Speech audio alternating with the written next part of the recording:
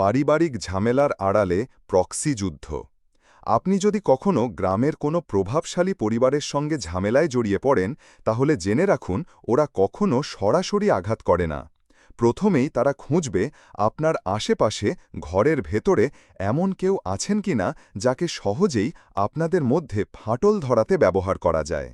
যদি আগে থেকেই কোনো মানসিক দূরত্ব থাকে, পুরনো রাগ, ভুল বোঝাবুঝি বা পারিবারিক টানাপড়েন, তাহলে সেগুলোতেই ওরা আগুন লাগাবে। আর যদি সেসব নাও থাকে, তাহলে নিজেরাই ফাটল তৈরি করবে।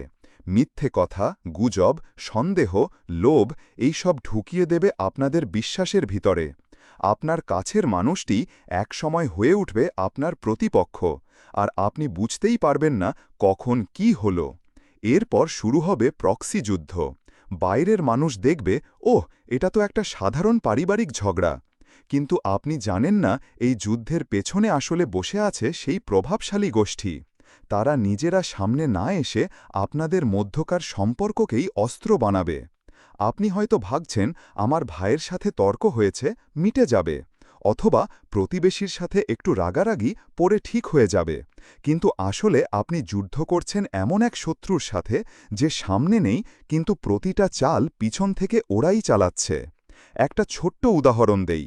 ধরুন, জমি নিয়ে দুই ভাইয়ের হালকা বিতর্ক ছিল। ওরা সেটা বানিয়ে ফেলবে রক্তারক্তি বিরোধ। প্রতিবেশীর সঙ্গে ছোট্ট একটা ভুল বোঝাবুঝি ছিল।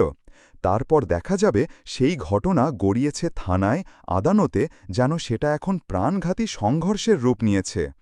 আপনি ভাবছেন আমার নিজের লোকের সাথে তর্ক হচ্ছে, কিন্তু ভেতরে ভেতরে আপনাকে ভাঙার খেলাটা চালিয়ে যাচ্ছে অন্য কেউ।